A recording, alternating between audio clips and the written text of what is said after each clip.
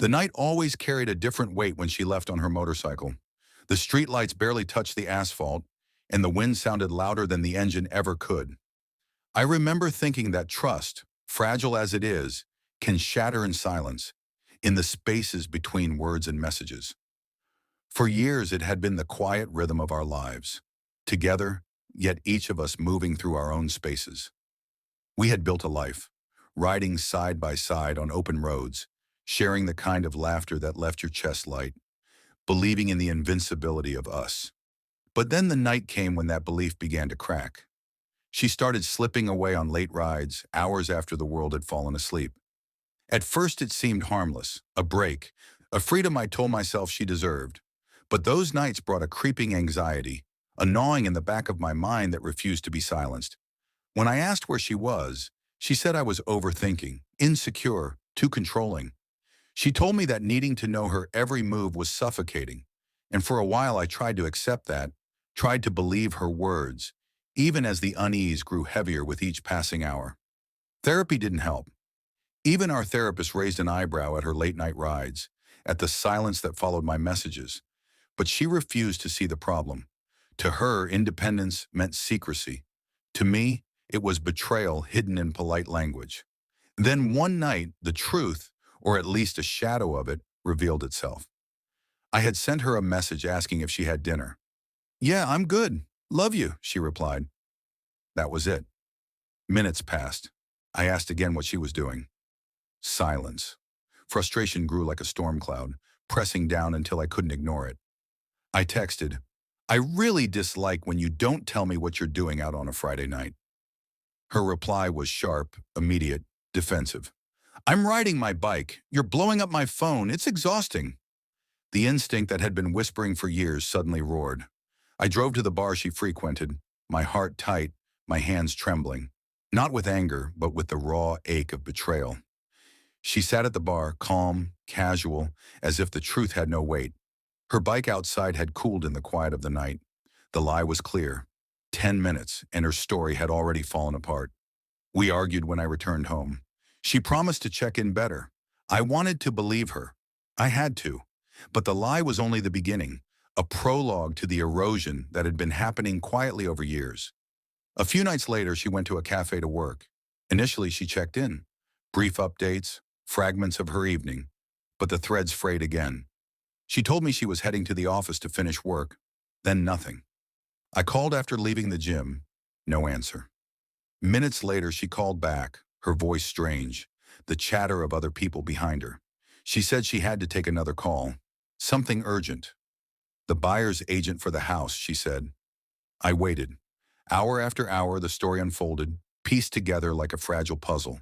And something about it didn't fit. When I asked where she was, she claimed she had pulled over.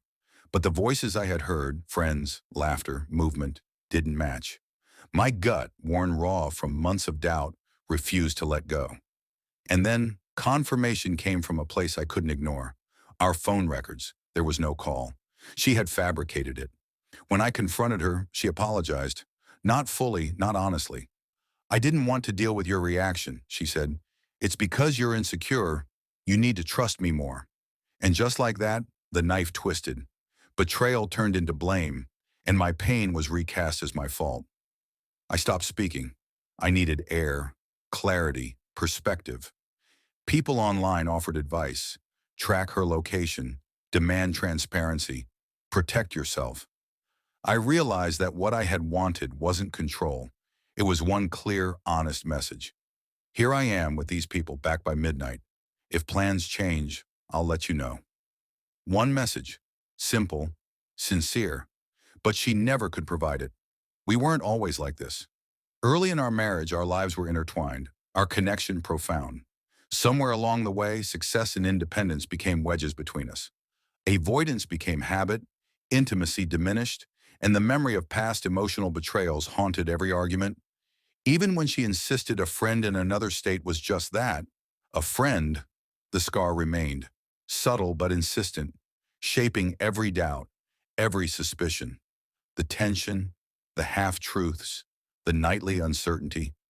These became the silent chorus in our lives, the song that neither of us wanted to stop playing.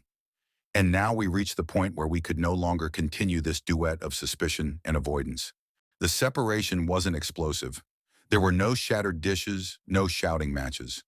Instead, it was a quiet acknowledgement of the truth we had both been avoiding. We no longer fit together. I booked a week in an Airbnb, needing to escape the weight of years of distrust and half-truths. She was furious initially, but even she could feel the subtle relief that came with distance. The space to breathe, to think, to exist outside the orbit of tension we had created. In that solitude, I wrote, pages filled with the raw ache of betrayal, confusion, and the fading echoes of what had once been love. I allowed myself to feel every fracture, every spike of disbelief and sadness. The memories, the first rides together, laughter that had filled the air, nights spent planning futures, surfaced in vivid clarity. They were beautiful, yes, but they had become poisonous in the present. When I returned, we spoke. Not as adversaries, not as desperate lovers clinging to a collapsing bridge, but as two people recognizing their own limitations. We both suggested separation, not in anger, but in a moment of painful honesty. And even as grief settled in, I felt the first taste of freedom. The acknowledgement that ending a chapter didn't have to feel like failure.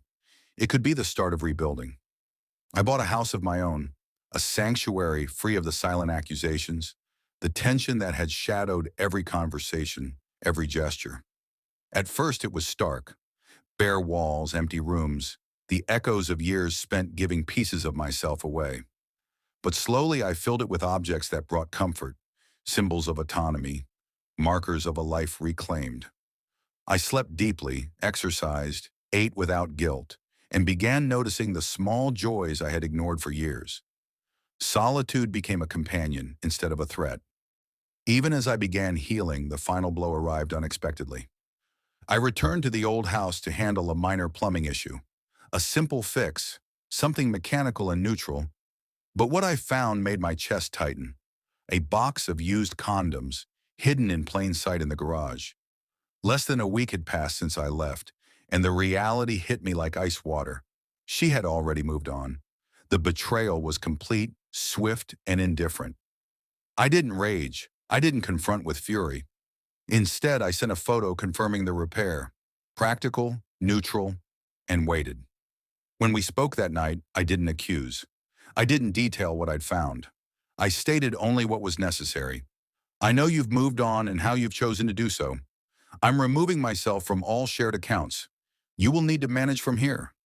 The response was predictable. Gaslighting, name-calling, accusations twisted to sound like my wrongdoing.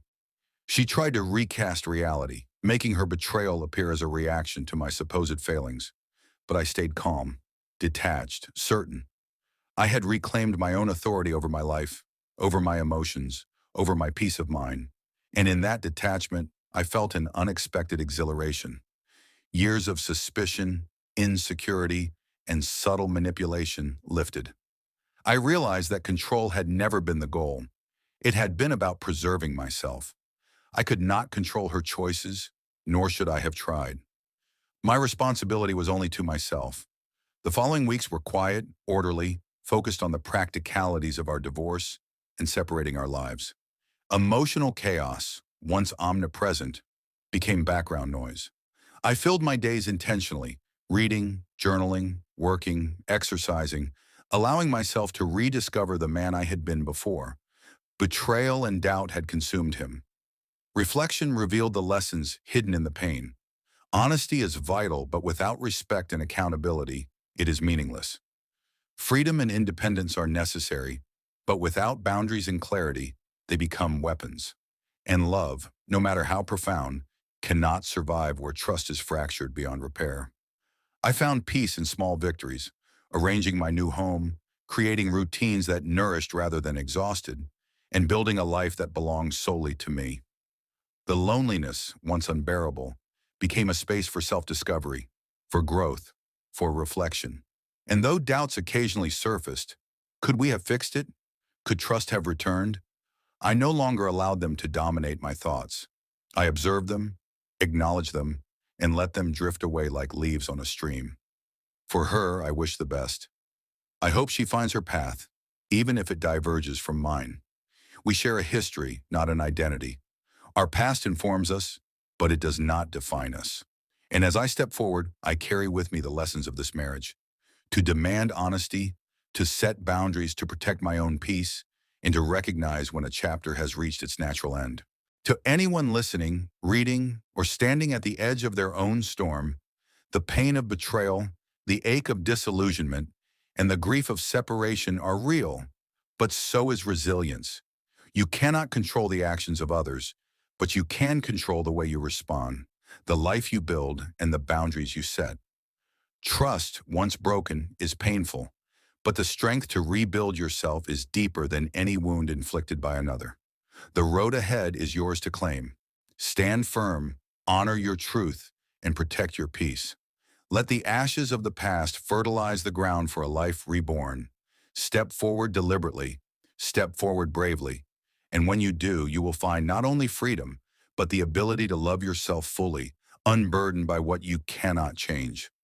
This is not just the end of a story, it is the beginning of your reclamation.